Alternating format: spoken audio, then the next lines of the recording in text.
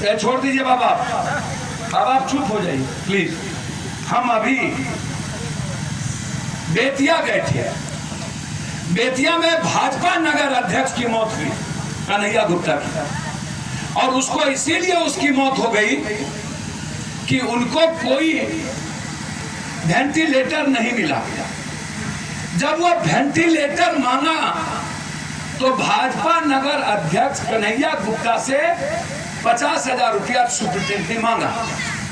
संजय जायसवाल भाजपा के अध्यक्ष और बेतिया के एमपी ने फोन किया 3 दिन के बाद वेंटिलेटर दे दो, तो उन्होंने रिफ्यूज कर दिया और कन्हैया गुप्ता की मौत हो गई। बेतिया का ही एक आदमी बर्नवास जो टीचर था, आपको आश्चर्य होगा, एक दिन पहले उन्होंने मोबाइल से वीडियो बनाकर लोगों को भेजा था कि मुझे सुई दवाई नहीं पड़ रही है, यदि कल तक नहीं पड़ा तो मैं अपने बच्चों से बिछड़ जाऊंगा, मुझे मार दिया जाएगा।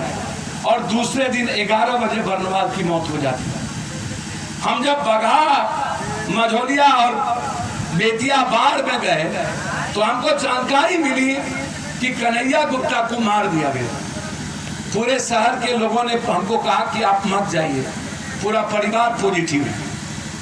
हम बाढ़ के पहले उनके घर पर गए और पत्रकार जी जब हम उनके घर पर गए तो कन्हैया गुप्ता के बेटे ने हमको पकड़ के लिपट के रोना शुरू किया और 15 मिनट तक वो पागलों की तरह लिपट के रोता रहा। लगा मैं उसका पिता हूँ, मैं उस वक्त क्या कहता उसको कि मैं पॉजिटिव हो जाऊंगा, मुझको छोड़ दो। आपके बगल में एक गायक है आरा का, क्या नाम है, तूफानी लाल, जो जिसका भाई हमसे मिला था, तूफानी लाल, उसका भाई पॉजिटिव हो गया, दिल्ली में हमसे मिला, बोला सर मेरा भाई मर जाएगा, हमको पैसे की जरूरत है। तब तक में उसका भाई को खबर आ गया कि आप पॉजिटिव है, कहाँ हैं? तो उन्होंने कहा पप्पू यादव के पास। हमारा घर पूरा घेर दिया गया शाम। हम 5 महीना हो गया आज तक अपने घर, पत्नी और बच्चों को नहीं मिले। अब आप हमको एक बात बताइए, बर्नवाल के घर पर गए तो उसकी पत्नी हमको हाथ पकड़ ली, एक 6 साल की उसकी बेटी है जिसका किडनी नहीं है, उसका पति, रुकिए भाई सब रुकिए, अभी रुकिए, बोल लेने दीजिए, अभी चुपचाप होइए, बोल लेने दीजिए, फैशन बोल तो मिलवा देंगे, मिलवा दीजिएगा गार्ड साहब, जो स्थिति ले जाओ मिलवा देना, आप बोल लेने दीजिए। पत्रकार जी जांच का तरीका क्या है? पहले आपने फीवर से कह दिया ठीक, अब आप कह रहे हैं कि ब्लड लेकर के ठीक। नीतीश जी, ब्लड लेकर के जांच नहीं हो सकता है, आपको मुंह और नाक से लेना पड़ेगा, तभी जांच की प्रक्रिया सही होगी। कब तक आप जनता को धूल झोंकिएगा? उसके बाद जब तक जांच नहीं होता है, कोई अस्पताल में लोगों को भर्ती नहीं लेता है। यदि पैर भी टूट गया किसी का तो आप यदि अभी बक्सर जाइए और बक्सर में जाकर के कहिए कि मेरा पैर टूट गया या माथे में चोट लग गई, तो सबसे पहले आपको बोलेगा पॉजिटिव, तो जांच कराए हैं। और यदि आप जांच नहीं कराए तो आप तरफ के मर जाइएगा, आपकी भर्ती नहीं होगी, मतलब हम दूसरी बीमारी से भी मर गए। तीसरी बात, जांच के जो प्रक्रिया है, जो है भैया क्या करते हैं, जल्दी है ना, आप लोग आइए इधर, ये यही बिहार है, जेसीबी लगता है तब आप लोग दूसरा लग जाते हैं, क्या क्यों उसके पीछे जा रहे हैं? क्या बदलिएगा आप लोग? यही तो डर लगता है पप्पू यादव कि आप दुनिया का बड़ा सपना नहीं देखते, आप गरीबी में जीना चाहते हैं, आप खुद की जिंदगी में जीना चाहते हैं। ये बक्सर है, विश्वामित्र की धरती, कई तरह के संत ऋषि यहाँ रहे। बगल में आप जरा देखिए, बगल में यूपी है। आप जरा सोचिए बक्सर में सबसे ज्यादा उत्पादन क्या होता है? सबसे ज्यादा बक्सर में धान। बक्सर को यदि हम पर्यटक स्थल बना देंगे ना आरा को, बाबू वीर कुंवर सिंह,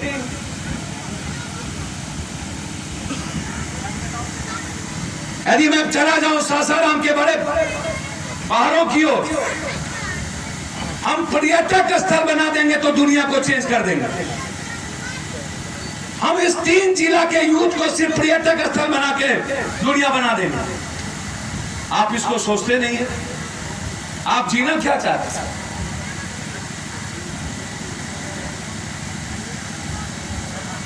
आज 50 सालों से बाद हम लोगों की जिंदगी तबाह कर दी। बीमारी और गरीबी का सबसे बड़ा कारण ये बाढ़।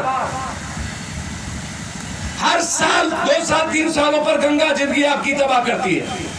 और उत्तर बिहार की जिंदगी गंडक, बूढ़ी गंडक, बागमती, कमला, बलान, भूती बलान, महानंदा, कोसी, कनकई, केहर, कनहर, 21 नदियां, आपके बगल में सोन, आपके बगल में गंगा।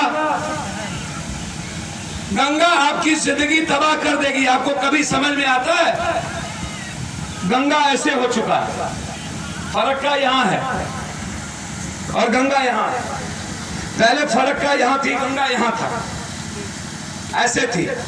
गंगा का पानी जाता था समुद्र में, अब गंगा यहाँ है, फरक्का यहाँ है, क्योंकि गंगा में गाद जम गया। सबसे ज्यादा गाद लाने वाली नदी कौन है? कोसी, गंडक, कमला और बागमती। वो गाद को लाते लाते गंगा की ओर ले गया और वो गाद धीरे धीरे फरक्का पर्रे से जम गया।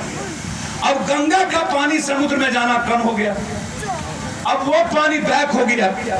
जब छोटी नदी बड़ी नदियों की, कोसी की पानी गंगा में आती है और जब तराई में कम होता है तो फिर गंगा का बैक पानी गंगा को उफान मारता है।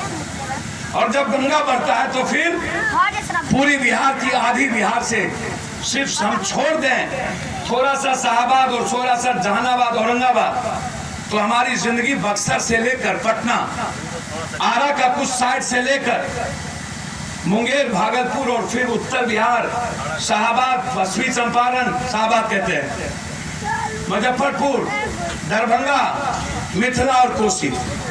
क्यों तबाह है भाई? बक्सर में क्या सोच देखना चाहते हैं आप? बक्सर में कैसी जिंदगी जीना चाहते हैं आप? क्या नहीं चाहते हैं कि आप के बच्चे कोई सपना देखे? कब तक आप जात पात करेंगे? कब तक हिंदू मुसलमान? ये पॉलिटिशियन इमोशनल ब्लैकमेलर है, ये पॉलिटिशियन का नाजायज औलाद है। ये बाढ़ और सिंचाई, ये इससे दुधारू गाय हैं इसके, ये उससे लूटते हैं। फ्लड फाइटिंग के नाम पर करोड़ों अरबों की लूट, आपदा के नाम पर करोड़ों खरबों की लूट।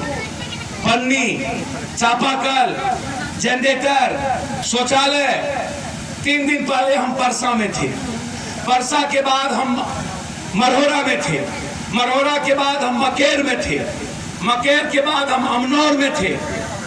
12 किलोमीटर 13 किलोमीटर तक कोई औरत को बाथरूम, शौचालय जाने के लिए कोई जगह नहीं बचा। गांव और सड़क भर कमर और भर छाती पानी में डूबा हुआ। ऊंचाई पर जाने के लिए औरतों को 12 किलोमीटर लगता है। सरकार घर से नहीं निकली, विपक्ष घर से नहीं निकला। आपके बगल में 70 घाट पुल टूट गए 264 करोड़ का। यह सड़क कितने सालों से बन रही है? आप कोई भी चीज, अभी हम आ रहे थे तो ये सड़क को कुछ लोगों ने हमको दिखाया। सड़क सवाल नहीं है, सवाल आपके बच्चे के भविष्य का है। सड़क तो दुनिया में बनेगा, यहां भी बन जाएगा, लेकिन आप कभी इस बात को नहीं सोचते हैं कि केरल, चंडीगढ़ या इस देश के बाहर हरियाणा जाइए तो एक व्यक्ति का सालाना इनकम कितना है जानते हैं? 2,44,000। और बिहार में आते हैं तो एक व्यक्ति का सालाना इनकम कितना है? 41,300, मतलब 4,000 से भी कम। या इनकम तब है आपका 4,000 जब यहाँ के करोड़पति पप्पू यादव माफिया दादा लोगों का भी उसमें संख्या में जुट है। तब यदि करोड़पति और पैसे वाले को निकाल दीजिए तो मिडिल क्लास की संख्या 2,900 रुपया मात्र पर कैपिटल मानव सूचांक है बिहार का। 12.25 करोड़ आबादी है बिहार की मात्र। 12.25 करोड़ में 8 करोड़ 32 लाख लोग किसान हैं। किसान किसको कहते हैं आप लोग? बटेदार को, दिहाड़ी मजदूर को, बंधुआ मजदूर को। इसमें जितने लोग हैं 2 बीघा से 5 बीघा किसको किसको जमीन है, 5 बीघा वाले जरा हाथ उठाइए तो। 5 बीघा जिसके पास जमीन है, 5 बीघा वाला हाथ उठाइए ना। नहीं है, 5 बीघा जमीन किसी के पास नहीं है। अब आप जरा सोचिए, मैं उस यूथ से बात करता हूं, आप क्या सोचते हैं? आप जो ये लहरिया कट ऐसे ऐसे मारते रहते हैं, आप कभी सोचते हैं कि आपके आने वाला भविष्य कितना डार्क है? कट्ठे 2 कट्ठा 10 कट्ठा 1 बीघा 1.25 बीघा 1.5 बीघा में 2 भाई 1 बहन।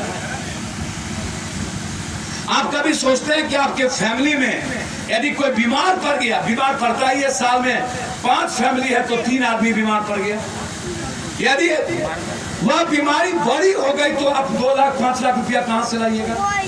ये सवाल आपके लिए नहीं है, लेकिन यह सवाल पप्पू यादव के लिए है। पटना में बाढ़ आया,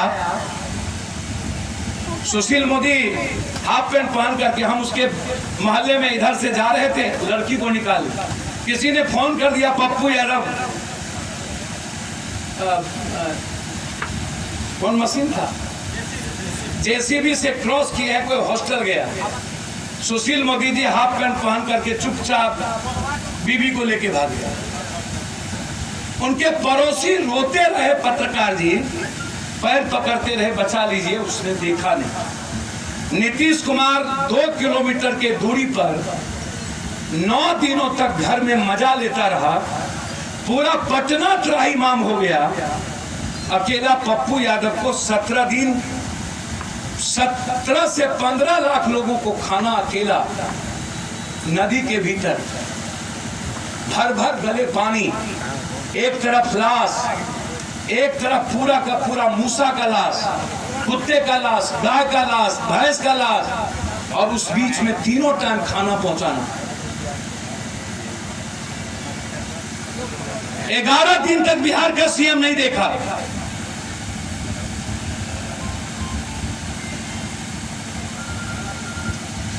चिमकी बुखार आया मुजफ्फरपुर में, ये 13 दिन के बाद निकले। मैं तो डॉक्टर कफिल को धन्यवाद दूंगा जिसको जेल में बंद कर दिया, उन्होंने अपनी पूरी पैसा लगा करके सपोर्ट करने की कोशिश की डॉक्टर कफिल उत्तर प्रदेश मुजफ्फरपुर को, लेकिन सरकार ने नहीं किया। कोरोना वायरस में भी इन लोगों ने यही किया, पूरे देश के मजदूरों को मार दिया, किसी के अकाउंट में 7,000 रुपया तक नहीं दिया। रबी फसल में हम बर्बाद हो गए, हमें किसानों को कोई पैकेज नहीं मिली।